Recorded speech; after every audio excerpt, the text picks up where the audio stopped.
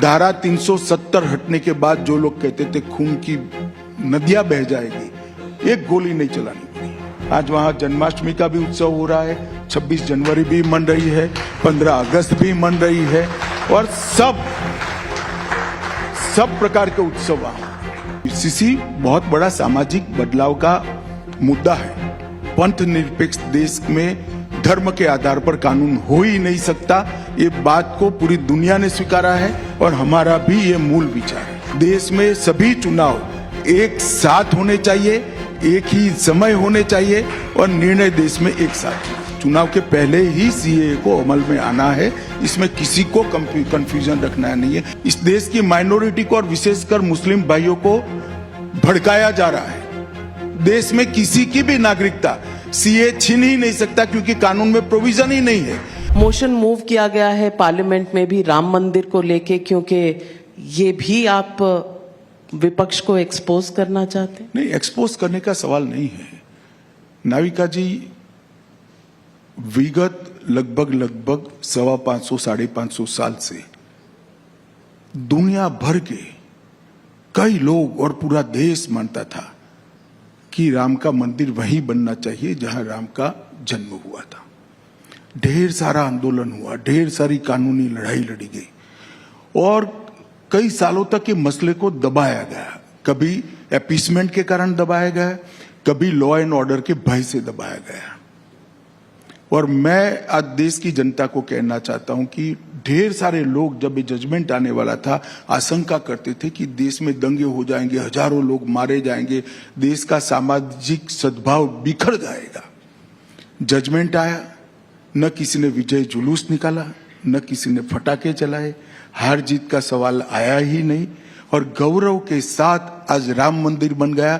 मोदी जी ने कठोर तपस्या 11 दिन तक कर पूरे भारत में जहां जहां राम थे वो सब जगह पे जाकर एक भक्ति का एक प्रकार का नया प्रकार से आंदोलन खड़ा किया और आध्यात्मिक चेतना, देश की सामूहिक आध्यात्मिक चेतना को जागरूक करने का नरेंद्र भाई ने प्रयास किया।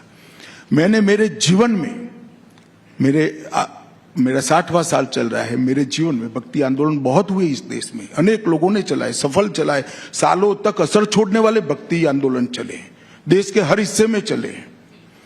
परंतु मेरे जीवन में किसी राजनेता के 11 दिन के कठोर यम नियम और तपस्या के कारण इतना बड़ा आध्यात्मिक चेतना का जागृति मैंने मेरे जीवन में नहीं देखा है। और आज पूरा देश एक गहरी संतुष्टि के साथ, कोई विजय का भाव नहीं है, सबके मन में भक्ति है, सब में मन में आध्यात्मिक चेतना है और एक गौरव के साथ राम मंदिर को देख रहा है, इसकी अनुभूति की कर रही है। और जो देश की संसद है, आप लोगों की राजनीति का खड़ा हो सकती है, हम लोगों के लिए जो जनता के प्रतिनिधि है, जनता की भावनाओं को वाचा देते हैं, जनता की भावनाओं को वाचा देने का, उसको वहां पर मुखर कर बोलने का स्थान देश की संसद है। जब पूरा देश इस पर गौरव महसूस कर रहा है, संसद क्यों न करे। और मैं तो चाहूंगा कांग्रेस ने भी गौरव करना चाहिए आज, अगर उनमें हिम्मत है तो। ये पूरे देश के लिए गौरव का पल है। संसद वो गौरव के पल में सहभागी हो, बहुत स्वाभाविक बात है, डेमोक्रेसी ही है। आपने गौरव की बात कही, राम मंदिर के संदर्भ में तो लोग ये भी पूछेंगे कि फिर कृष्ण जन्मभूमि, मथुरा, काशी, ज्ञानवापी, इन पर आपका क्या स्टैंड है? और प्लेसेस ऑफ वर्शिप एक्ट पर आप कोई पोजीशन? पहले एक बात ये समझ लीजिए, देश संविधान से चलने वाला देश है। ये दोनों मसले देश की अदालतों ने सीज किए हुए हैं, देश की अदालत उस पर विचार कर रही है। उस वक्त मैं नहीं मानता कि किसी भी सरकार के हिस्से ने ऐसा कुछ बोलना चाहिए। अदालतें तय करेगी, जो करेगी करेगी, समय। लेकिन प्लेसेस ऑफ वर्शिप एक्ट 1991 वो अपनी जगह पे अभी है ही। अदालत को निर्णय सुनाना है, दोनों स्थानों के डिस्प्यूट, दोनों पक्ष जो गए इस पर उस वक्त मेरा कुछ भी टिप्पणी करना उचित नहीं होगा। अमित शाह जी, आपसे पूछना चाहूंगी कि आपने बहुत से काम किए हैं गृह मंत्रालय में पिछले 5 साल के अपने एक टर्म में। 28 बिल लेकर आए हैं। नक्सलिज्म के लिए आपने अपने आप को टारगेट दिया है कि 3 साल में ये हट जाएगा। आपने बॉर्डर्स को लेकर भी डिसीजंस लिए हैं। मैं पूछना चाहती हूं इन सब के पीछे पॉलिसी क्या है एज होम मिनिस्टर? देखिए, नरेंद्र मोदी सरकार की पॉलिसी बहुत स्पष्ट है। सबके साथ संवाद करना, और संवाद के बाद भी अगर कोई हथियार लेकर देश में अशांति करता है तो उसके साथ कठोर से कठोर कार्यवाही करना, ये हमारा बहुत स्पष्ट और जरा भी कंफ्यूजन बगैर का पॉलिसी है। हमारे ही समय में 19 से 24 के बीच में नॉर्थ ईस्ट में 20 से ज्यादा शांति समझौते हुए, 9000 से ज्यादा उग्रवादियों ने हथियार डाले, सरेंडर किया है, वो लोग मेन स्ट्रीम में आए हैं। कितने सीमा के विवाद हमने सुलझा दिए। 3 बड़े हॉटस्पॉट हुआ करते थे देश में 10 साल के पहले, कश्मीर, वामपंथी उग्रवाद वाला क्षेत्र और नॉर्थ ईस्ट। तीनों क्षेत्र में कुल मिलाकर मैं बात करता हूं 70% हिंसा कम हो चुकी है। और जहां तक नक्सलिज्म का सवाल है, सिमट कर एक 4 जिलों में नक्सलिज्म बचा है।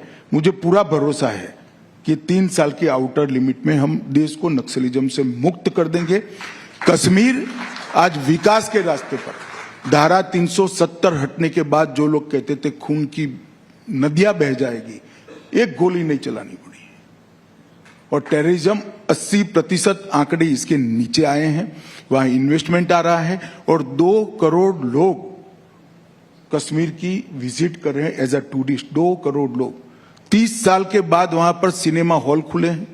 30 साल के बाद मुहर्रम का जुलूस निकला है। और एक जमाने में मुरली मनोहर जोशी और नरेंद्र मोदी को तिरंगा फहराने से लाल चौक पे रोका गया था, सेना की सुरक्षा में जाना पड़ता था। आज वहां जन्माष्टमी का भी उत्सव हो रहा है, 26 जनवरी भी मन रही है, 15 अगस्त भी मन रही है, और सब प्रकार के उत्सव वहां। तो ये माहौल बदला है। कश्मीर के अंदर भी माहौल बदला है, वामपंथी उग्रवादी क्षेत्र में भी बदला है और नॉर्थ ईस्ट में भी बदला है। पूरा नॉर्थ ईस्ट विकास के रास्ते पर चल पड़े। तो सारे विवाद धीरे धीरे धीरे कर समाप्त हो रहे हैं।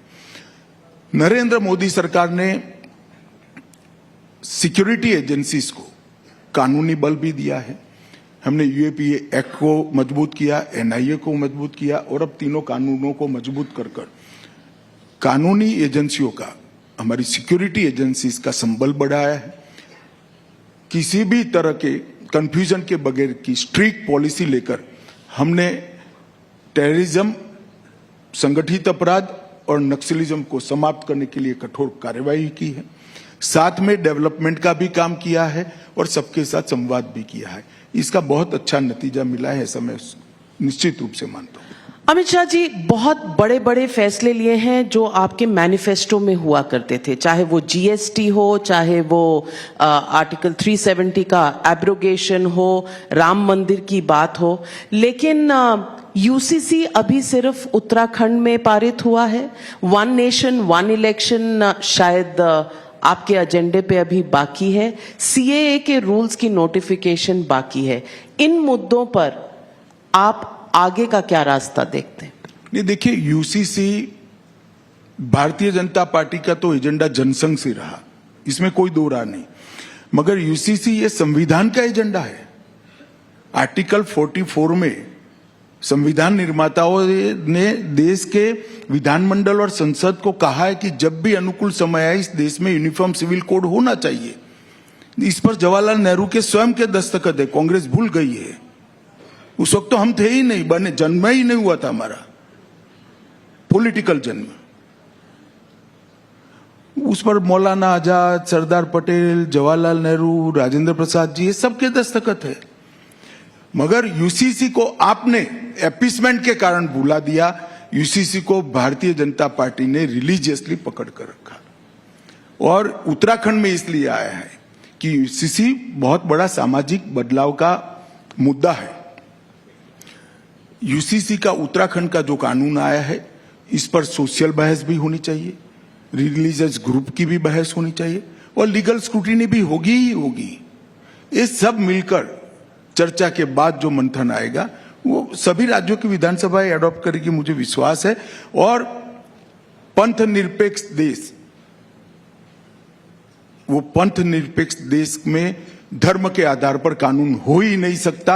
ये बात को पूरी दुनिया ने स्वीकारा है और हमारा भी ये मूल विचार है। One nation one election, one nation one election. One nation one election में मोदी जी ने श्री रामनाथ कोविंद जी की अध्यक्षता में एक कमेटी बनाई है। वो इस देश के सारे भूतपूर्व इलेक्शन कमिश्नर, देश के कई सारे रिटायर्ड जस्टिस से भी बात कर रही है, इलेक्शन कमीशन से भी बात कर रही है, लॉ कमीशन से बात कर रही है, सभी पॉलिटिकल पार्टियों से बात कर रही है। मुझे लगता है कि बड़ा मार्च के शुरुआत में one nation one election committee का रिपोर्ट आ जाना चाहिए। ये रिपोर्ट आने के बाद तुरंत ही चुनाव शुरू होगा, तो देश की जनता को बाद में तय करना है कि वन नेशन वन इलेक्शन चाहिए या नहीं चाहिए। मोदी जी ने तो स्पष्ट किया है कि इस देश के विकास को सुचारू रूप से चलाने के लिए और जनता की भावना की निर्भीक अभिव्यक्ति के लिए देश में सभी चुनाव एक साथ होने चाहिए, एक ही समय होने चाहिए और निर्णय देश में एक साथ। सीए नोटिफिकेशन, सीए देश का कानून है, इसका नोटिफिकेशन निश्चित रूप से हो जाएगा और चुनाव से पहले के बाद पहले ही होगा। चुनाव के पहले ही सीए को अमल में आना है, इसमें किसी को कंफ्यूजन रखना नहीं है। ये भी कांग्रेस पार्टी के नेताओं का वादा है।